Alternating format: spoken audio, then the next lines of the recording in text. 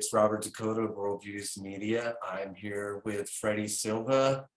He's going to be joining us in April 19 through 21, 2024 for a special event, Energy and Consciousness, where we'll have more reveal from Malcolm Bendall through Randall Carlson.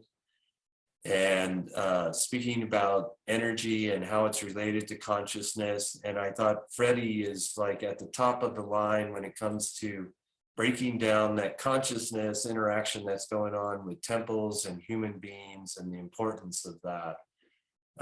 Could you highlight a little bit of that, Freddy, and take it with your own words? Oh, I don't know. I'll keep it a secret.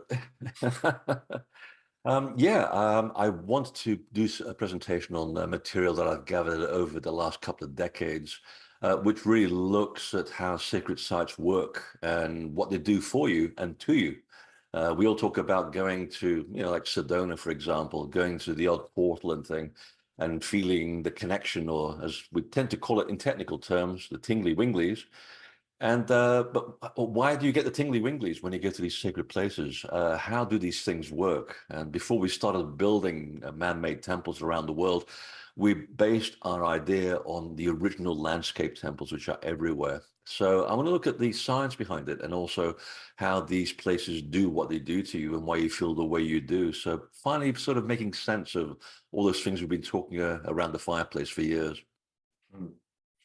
Do you think it's more important to people than ever, given the current environment worldwide, that we pilgrim these places or go to these places or find ourselves in these places for healing more than we might have looked at it before?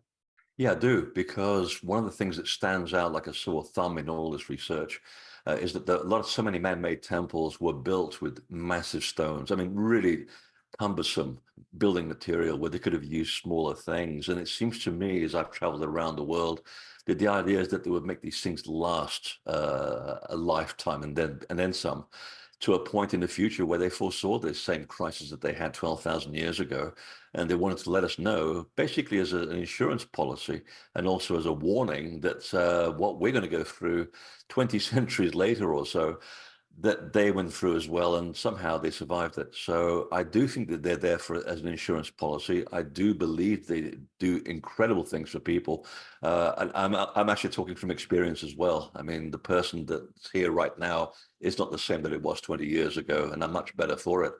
So I give the advice based on personal experience that interacting with sacred space does help you on this journey. And I mean, we're no different to when we were 100 or 200 years ago. It's always chaos and order in different parts of the planet. It's just that because of social media now, we're much more aware of what goes on a daily basis on virtually every country on the planet. So we're much more susceptible to feeling either happy about the situation or depressed, or in all points in between.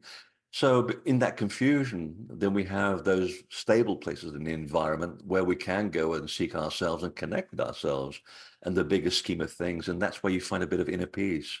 So, we've been through changes before, and it's the people who are stoic and level-headed that always ride out all these waves and see another day, and they become the foundation of a new way of thinking. So kind of a fun time to be around if you just keep your head about you. Mm-hmm. We're gonna bring Hopi to speak at the event in April about the Hopi prophecy. Do you know much about that, or do you follow that at all? Yeah, I do, because I rubbed shoulders with the elders when I was researching crop circles back in the late 90s, and they were very instrumental, along with other indigenous people around the world who had exactly the same story about the symbols that we were getting in the south of Britain and elsewhere. And I'm talking about the original real crop circles, not the man-made stuff that came afterwards. And there was a sense of prophecy that there was a return to a connection with what we call the gods, just not in the way you might realize it, not so much in terms of UFO disclosure, more in terms of a connection with the soul of the people that once took on physical form, just as we do today. And we've been following their teachings ever since. So the Hopi, like many people, hold the key to unfolding the next, let's say, 2 decades of our lifetime. In fact, they've been talking about it for the previous 4 decades as well, that we're reaching a close of time where we are starting to flow into another level of reality. And when those two systems sort of, butt heads, you get this friction, which is what you're seeing in the world right now. But within that friction, there's the order of the old ways and the old teachings. So yeah, no, I'm very happy that they were on board for this project, because we revealed in the crop circles as well that there was part of a warning as to where we were headed, and that was back in 1996, I believe. And I've been sitting on that information for a good time to understand what some of the warning signs were. So it's kind of good news and bad news at the same time, because predictions are only as good as the outcome of human intent. So if our collective intent is to ride the storm and the changes elegantly, we will get there, we will survive, and we'll go on to form another civilization. But if we fall into fear, fake news, and all of this stuff that's going around, then you're bound to basically repeat the problems of before, and you will not make it. You'll be a dinosaur.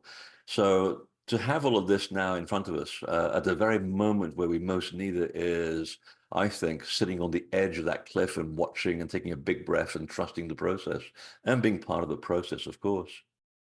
Yeah, yeah. It seems like, speaking to several different people, there's a cosmic cycle that's happening and it's coming. There's no stopping it. But as you said, you could surf it, or you could elegantly approach it and find some ways to be in the center of that storm.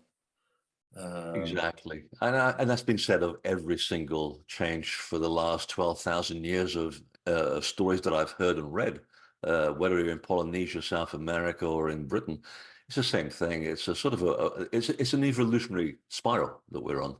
And we hopefully get better each time. And we have. I mean, we compare to what we were doing as human beings, behaving like beasts in Central Europe in the 6th century. Yeah, where the main article on the menu was human flesh for dinner.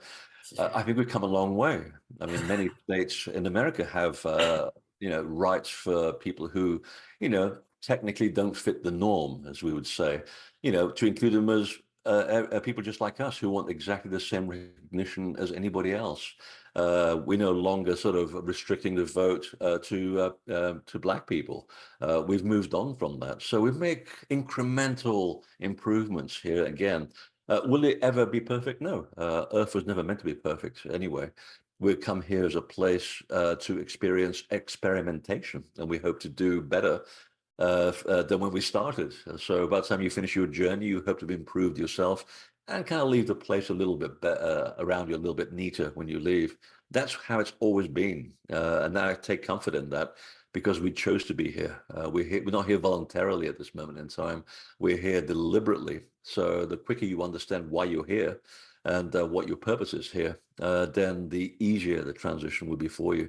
So, and again, it goes back to what I was saying about my presentation, that I'll be going into the methodology of how this change is possible, and the way that temples and sacred space affect you on a certain level. It kind of rewires your electrical circuit board to find that place within you, to find out who you really are. So the journey is exciting, and of course, difficult at the same time. There's the hmm, paradox. hmm. And you're getting ready to go off to New Zealand to have talks. Again. Or you. Oh, it's yeah. I mean, I was hoping to have been living there by now.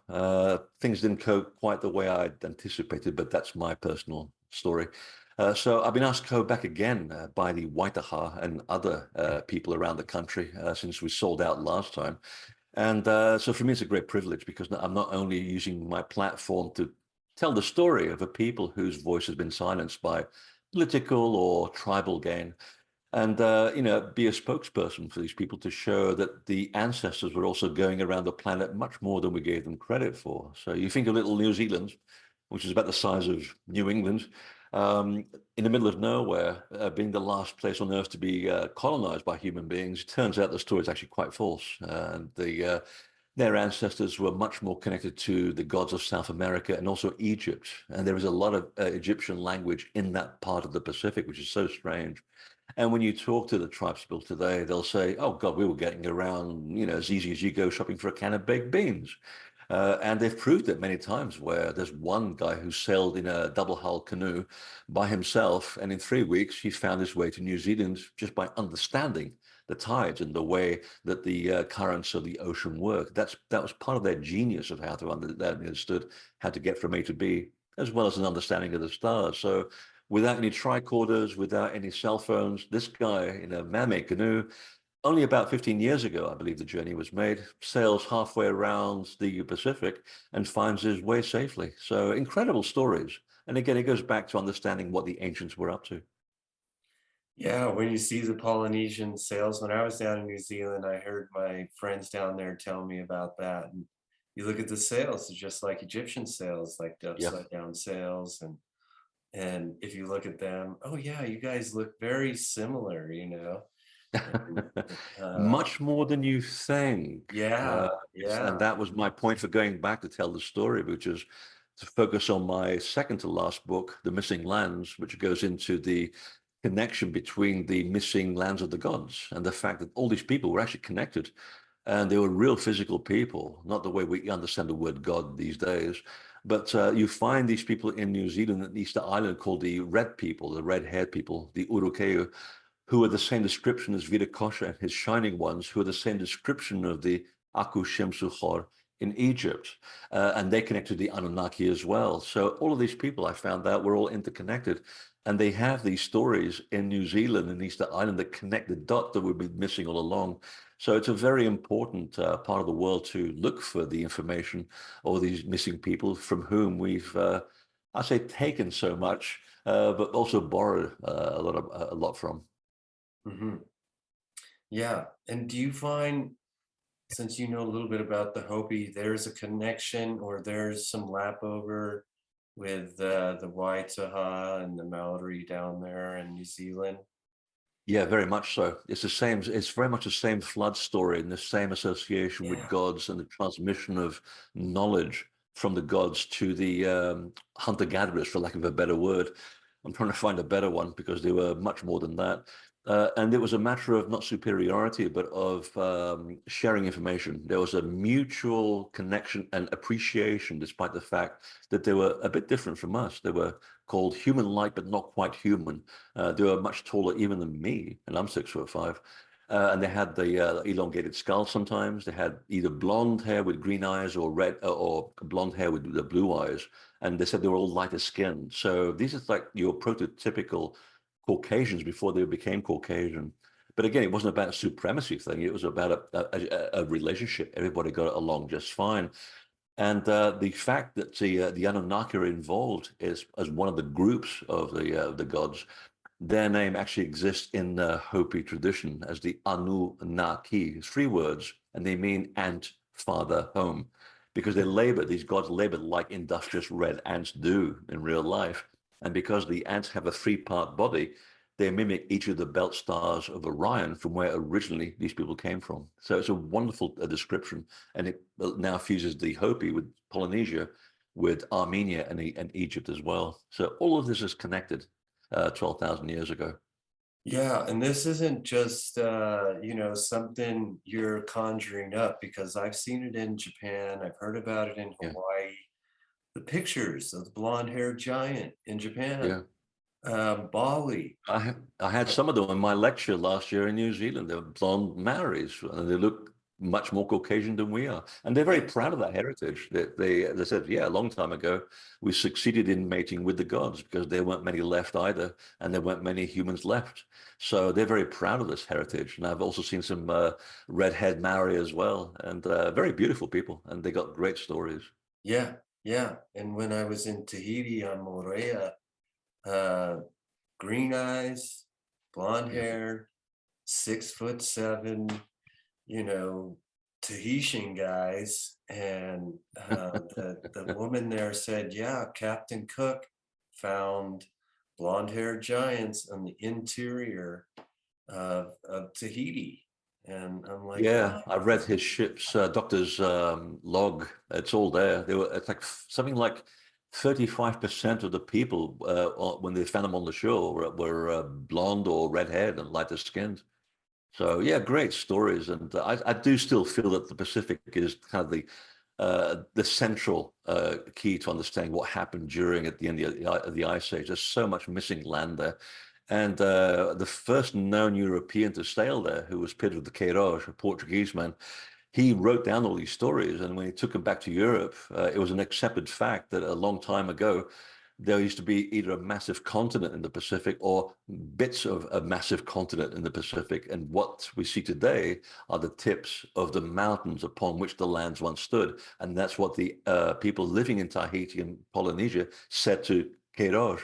They said, yeah, these aren't just the islands. These are the tops of the mountain where we used to live, where our ancestors used to live, which is down there now. And all of them said the same thing. So the memory in these people is incredible.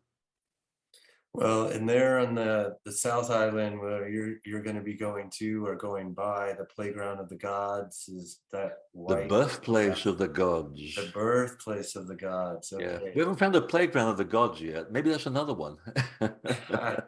Maybe it's a cool place. We May- completely missed that one. Maybe that was what the rock climbers were calling it. I'm not sure, but I was there with what's the guy who wrote Song of Waitaha, Barry Barry. Brailsford, yeah. Yeah, I went and interviewed him there. And that was just amazing place. I mean, rock climbing Yeah. is one thing, but he said stories about that people would send their young ones from around the world to train with other young ones there and then return back to places as far away Yeah. as Turtle Island, which Yeah. again sounds very fanciful, but these are in their stories. So instead of denying it first, I would rather explore it, you know, instead of Yeah. discounting And the those fact things. that the Maya also talk about Turtle Island as well, which means both the Earth and Orion in the Maya world. So there is a connection between that, just as there is a connection linguistically between Maori, New Zealand, and Armenia, one of the oldest languages on the planet, which I'm just now beginning to unravel that story. But there's a huge connection between that. And for example, another academy not far from the birthplace of the gods, which is Te Wanaka, which is, as you hear it properly, Te Wanaku. It's the same word in two different continents. And they both mean exactly the same thing. It means a place of sacred learning in Aymara as it does in Maori, which is unbelievable. I mean, Te Wow. Wanaka, the town is still there. It's called Wanaka today. Yeah. And I've sort of made that connection. And I was befriended by the head of the Maori, and he said, "You absolutely nailed it. How do you figure this out?" I said, "It's just a gut feeling. It's by being on the land and hearing the land talk back to me. It's a form of psychic activity, but I don't expect anything. I just go there and I ask questions and I let it go." And I got all of this just from sitting on top of the mountain where that academy used to be, and there's still a standing stone behind me. So the chief of the tribe actually validated that yes, there used to be an academy there, and you just have to check the fingerprint of the actual name of the town. I said, I've already done that, and it's also available in Armenian. And they said, well, there's a connection between that as well, but we can't tell you right now. We don't want it to let the cat out of the bag. And I thought, I respect that. So watch this space. It's getting stranger and stranger. The stars are connecting people as well, right? Is it the Pleiades in New Zealand, or is it it's not Orion there? It's Pleiades, Orion, Southern Cross, and another one I can't remember. Orion's very, very important in the Waitaha culture, just as it was for all the gods that are associated with the same constellation, particularly the belt stars. And in fact, the belt stars actually represent the three baskets of knowledge into which the Waitaha put the wisdom from the gods, which is why you see those pictures of people holding these bags. That signifies the wisdom keeper of the culture. So yeah, the man bags, which I hate that term, I really do. I It's know. so disrespectful. Yeah. Yeah, they're not higher technology. They're literally, and they exist in the culture today, and they are named for each of the belt stars on Orion. And the funny thing is that I put together, and this is a piece of original research. I was overlaying the expressions that people feel in the three pyramids at Giza, and they match exactly the people that are associated with the three baskets of knowledge, which are in turn mirrors of the same belt stars. It's a unique overlay and explains why you feel the way you do in the three different pyramids, because it's never the same thing. Each one has its own specific function, and people are picking up on it. So no, I'm glad to see that it's coming back out again. Yeah, well, Gary David's work talks about Orion being connected In the similarly Southwest, yeah. as the pyramids in Egypt to the Hopi mesas. And I was in Okinawa and Orion. They say Orion down there, That's right. uh, but it's Yeah, everywhere. well, it's funny because the academics have given the origin of Orion to the Greeks. Said no, the Greeks got it from the Persians. The Persians probably got it from the Japanese, and of course, it's absolutely right. But who are we? We are just pseudoscientists, right? Yeah. According to them, we're doing all the hard work, And no, it's true. And there's a whole meaning behind the whole thing being a gateway to the origin of the gods, and also from some cultures that I've spoken to, the origin of humanity itself a long, long, long time ago, and that floored me. So again, I did a short documentary on this. It's about 55 minutes long, about the importance of Orion around the world and why so many cultures are hell bent on this and so connected to it, and symbolically and also practically. And some cultures, again, Polynesia was saying that the bell stars are like a gateway, like a junction from where you then go into other parts of the universe. And I was remembering what NASA found in 2008 when they said we can now see where there are these magnetic transfusion points that appear about 1,000 miles above the Earth, where they form these X points, like wormholes, where you can go from there to the sun in a flash of a second, because they're connected by these magnetic portals. And they even use the word portals in the press release. So suddenly all of this is coming true. Well, you got to dig through all of the uh, covered up technologies and all the information they didn't want people, the average person, to have access to.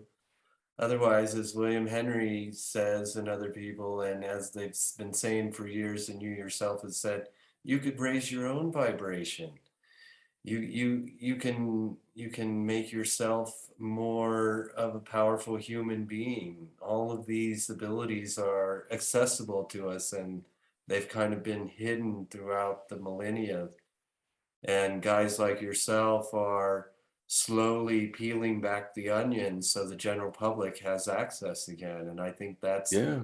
really important if there's going to be any kind of renewal or renaissance from this sort of whole apocalyptic experience where we're being, thrust forward into, which apocalypse is destructive, but it also means pulling back the veil and revealing the truth. Yeah, sort of revealing of truth for what it is. Yeah, I mean, I mean, I don't really buy into the whole apocalyptic thing, simply because it's just too defeatist. It's too easy. And I think at some point we'll just get fed up with life and we think, oh, I wish this was just all over. Yeah, you do regret it if there was a whole breakdown in civil society.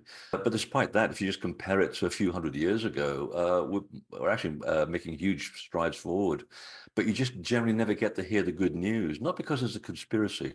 I worked in the media for 14 years. I can tell you there is no conspiracy. It's just what sells newspapers. And so many people enjoy that addiction to conflict that's what the newspaper is going to give you. Mm. And they don't sit there thinking, well, I think we're going to do this and make people feel bad and kill each other. No, they don't. It's all about, it's a numbers game at the end of the day. What makes people buy our newspaper? And it's usually a matter of conflict. I found the newspaper in Britain, which ran for 2.5 decades. It only survived 2.5 decades. And you think, well, why? Was it that bad? No, it only featured good news. So good news had a longevity of 26 years in the public, because before the public said, give me something juicier, and then you get the Second World War. So you see, it's like a bit of a divine comedy when you think about it. And I think it's important to recognize that you are the temple and take care of yourself. And it's a very personal journey, this thing here on Earth. We're all at different stages of evolution. And the Hopi actually said it so well to bring the story around. We're the ones we're waiting for. Or maybe it was a Navajo. Doesn't matter. They get the credit. Yeah, we're the ones we're waiting for. We got help from the invisible world. We can go and sit on the portals anywhere around the world, even right here in my apartment. I'm sitting on a telluric current. It's the only place where I can put my desk and my computer. I'm sitting on the grid right now. So it's feeding me and I feed it. It's a two-way thing. And that's how I think we'll get around all of this sort of doom and gloom, because we've been there before. And, you know, back then we were grumbling about the same thing. I remember doing this in a presentation once where I started with a quote of two old men sitting in a bar in Greece, complaining about the youth of today, and look at where the media is going. No one buys books anymore. No one reads. And people thought, yeah, it's true. You're absolutely right. So this was written in 1000 BC in a taverna in Greece. They were complaining about the youth of today and the problems of the world even back then. Nothing new, really. So, and again, the trick is, how do you write it? How do you behave? How do you try to change what you can change and let go of what you can't change? Leave it to somebody else who has a better connection to the bigger picture. For, you know, like within politics or religion, there's always people who are there to help. They are the balance in the background who never get the attention or draw attention to themselves. Those are the people that need our support. So if you can't directly influence the event, do what you can and be the example you want to see, as Gandhi said. And as always, he's absolutely right. That was a long closing statement of 5 minutes, I think. Well, we're looking forward to seeing you in April. Have a safe journey down to New Zealand. Thank you. If we get to touch base again, we will. If not, we're gonna look forward to seeing you again in April, and really excited to see you together with the Hopi and the Maya. Oh, me too. Me too. Oh. We'll have Martin Gray there, so I always enjoy seeing you guys interface because you know so much about sacred sites between the two of you. Yeah. And yeah, it's going to be a fun time. Except he travels more than I do because he likes living in a tent for 5 months. I'm a Taurian. I don't do that. I need creature comforts. So I'm very jealous of him. Yeah, he's kind of like the special forces dude, you know. He went traveling for, I think it was 2 years one time with just the carry-on pack. That was it. Oh my God. A lot of days going down to the river and beating your clothes on a rock. Oh. Yeah. Yeah. That's what it was down to. Okay, cool. Well, thank you for your time, Freddie. And we're looking forward to Robert. Best of luck. Yeah. See you there. See you there.